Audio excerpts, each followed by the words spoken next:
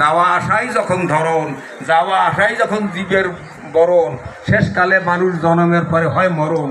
এই মরণ আর জন্মের মধ্যের যেটুক সময় মানুষ থাকে, ওর ভিতর যে কর্মকাণ্ড, ওর ভিতর যে চলাবেলা, কথাবার্তা, ভাবভঙ্গি, আচার আচরণ, ব্যবহারগুলো মানুষ সমাজে করে, ওইটাই স্মৃতির আকারে সমাজে ধরে রাখার মানুষ চেষ্টা করে। এই আমাদের দেহটা একটা ঘর, এর পূর্ব দিকের একটা জানলা, পশ্চিম দিকের একটা জানলা। অব্যক্ত যিনি ভূতানি ব্যক্ত মধ্যায়নি ভারত অব্যক্তা নিধনেব তত্রকা পরিদেব না। মানুষের দেহটা একটা ঘর, পূর্ব দিক থেকে একটা জানলা, পশ্চিম দিক থেকে একটা জানলা। পূর্ব জানলা দিয়ে একটা প্রাণ ফাঁকি ভেতরে ঢুকলো, কিছুদিন ঘুরপাক খেলো, পশ্চিমের জানলা দিয়ে বের হয়ে চলে গেল। কোথা থেকে এলো কেউ জানে না, এবং কোথায় গিয়ে পৌঁছলো কেউ জানে না।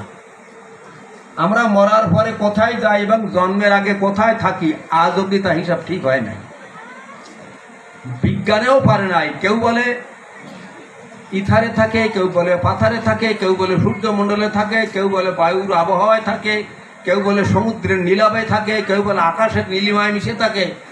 কিন্তু কেন, কিভাবে, কোথায় মানুষ ছিল থাকে, এ আজ অব্দি আবিষ্কার হয় নাই। It is not invented till now. আজ অব্দি এর আবিষ্কার এখনো হইতে পারে নাই। তার মানে এই যে ইথার কারে কয়, আমি কথা বলতেছি, আপনারা সবাই শুনতেছেন, তাই না?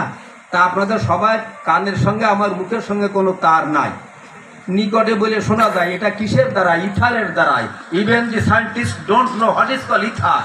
এমনকি বৈজ্ঞানিকেও জানে না ইথার কারে কয়। ইথারের নামকরণ হয়েছে শুধু, কিন্তু ইথার কারে কয়, ইথারের সংজ্ঞা কি, কি করলে ইথার দেখা যায়, কি করলে ইথার গোনা যায়, শোনা যায়, মানা যায়, জানা যায়, আজ অব্দি আবিষ্কার হয় নাই। এমন মানুষ মরার পরে কোথায় যায় আর মরার আগে, জন্মের আগে কোথা থেকে আসে, আজও তার নিশানা আজও হয় নাই। আমার একটা কবিতায় আছে, অসার মায়াবহ বুঝিতে পারি না কেহ, সংসার সঙ্গের কেহ কেউ কি তা ভাবে। দুদিনের ধুলা খেলা, অস্তা চলে গেলে বেলা, যারই পথে করি মেলা, কালের স্বভাবে আসিয়াছি কোথা হতে, আবার কথা হবে যেতে, অসার সংসারে মেতে দিশারাতে হারা, যেতে হবে সবে জানে তবু তা মনে মানে, দিন রাত কাজের টানে আনে ভিন ধারা, আগে পাশে নাই জানা, মাঝে পড়ি আনাগোনা, শরীরে দিনের নিশানা জানা শোনা, শেষ হলে আপন পর, দাহ হবে দেহ ঘর, আধার হলো সারা হলো সংসার, আধার পরিবেশ।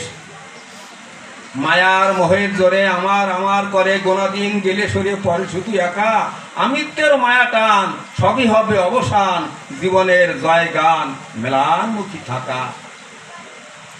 সব বুঝি কিন্তু কিচ্ছু বুঝি না। যদি আমার কাছে কেউ প্রশ্ন করে, আপনি এত কথা শিখান লোকের, সারা রাত ধরে বকবক করতে পারেন আসলেই, কিন্তু আপনি কি বোঝেন? যদি বুকে হাত দিয়ে বিচার করে বলা যায় যে আমি কি বুঝি, কিচ্ছু খুঁজে পাবেন না, কিছু পাওয়া যায় না। সারা বিশ্বের ভিতরে সব থেকে বড় বৈজ্ঞানিক ছিল নিউটন। নিউটন মরণ সময় তার ডায়েরিতে লিখে গেল, I cannot move even a piece of sand on the ওয়াইজেশন। আমি জ্ঞান সমুদ্রের কূলের একটা বালির কণাও নাড়াতে পারলাম না। যদি কেউ বুকে হাত দিয়ে বলতে পারে যে আমি সব জানি কিংবা আমি কিছু জানি, এমন লোকও হয়তো তৈরি হয়েছে কিনা জানি না। জানার জ্ঞানের সীমানা নাই, যত জানি তত জানি, আরও জানার জন্য আগ্রহ মানি, এইটাই হলো কথা। আগে এক সময় কিছু জানতাম না, সব জেনেছি বলে ভাবতাম, এখন কিছু জেনেছি ভাবি কিচ্ছু জানি নাই, অবস্থাটা তাই। সুবোধকে আপনারা সবাই হয়তো চেনেন, সবাই জানেন। এই সুবোধ এক সময় ঘুরে বেড়াতো, দীর্ঘদিন আগের কথা, আমাদের বাড়িতে গেল, মেজের কাঠি বাজাইয়ে বাজাইয়ে দুর্গা পূজায় গান গাইল। আমাদের বাড়িতে বাবা গান গাইতে না, বাবার একটা দোতারা ছিল, আজও দোতারাটা আছে, সুবোধের রাতের ফাইন করা দোতারা। বাবার কাছে বলি, আমার কাছে সেই দোতারা নিয়ে গেল ছেলে নবরঙ্গপুরি। পুরুলিয়ার একটা লোকের সঙ্গে নবরঙ্গপুরে কনস্ট্রাকশন কাজ করতো, রাত্রে ওই ছাদের পরে বসে দোতারা বাজায় গান গাইতো।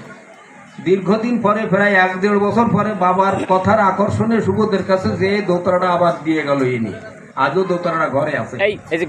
তারপরে ধীরে ধীরে থাকতো, গানের ইচ্ছা সুপ্ত গুপ্ত অবস্থায় তার মনে ছিল, কিন্তু প্রকাশের ক্ষমতাও ছিল না।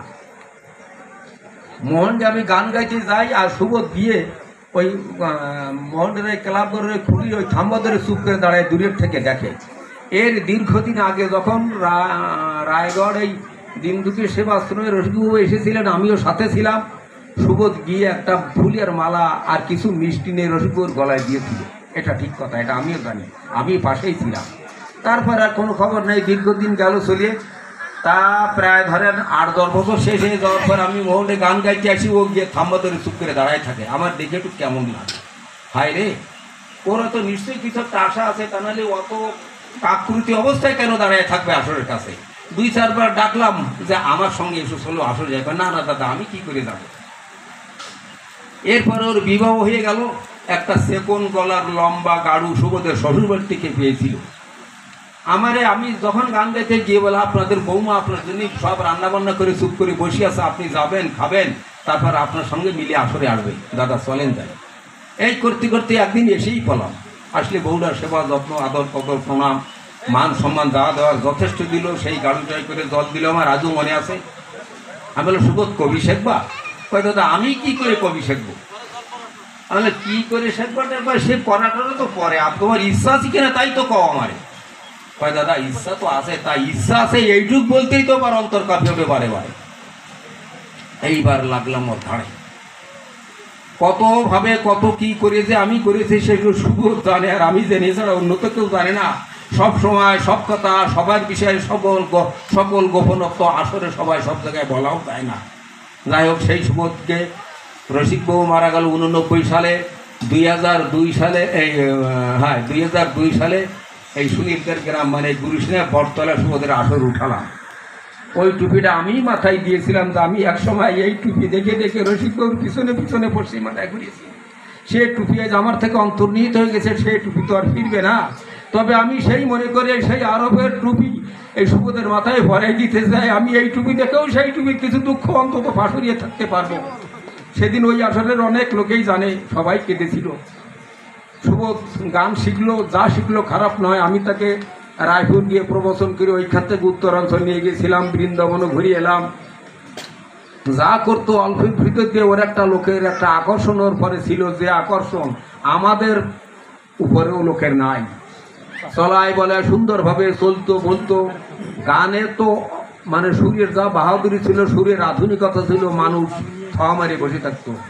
এত সুন্দর সুর, এত সুন্দর সৌন্দর্য, এত সুন্দর রূপের পাহাড় আজ আমাদের থেকে চিরকালে চলে গেছে।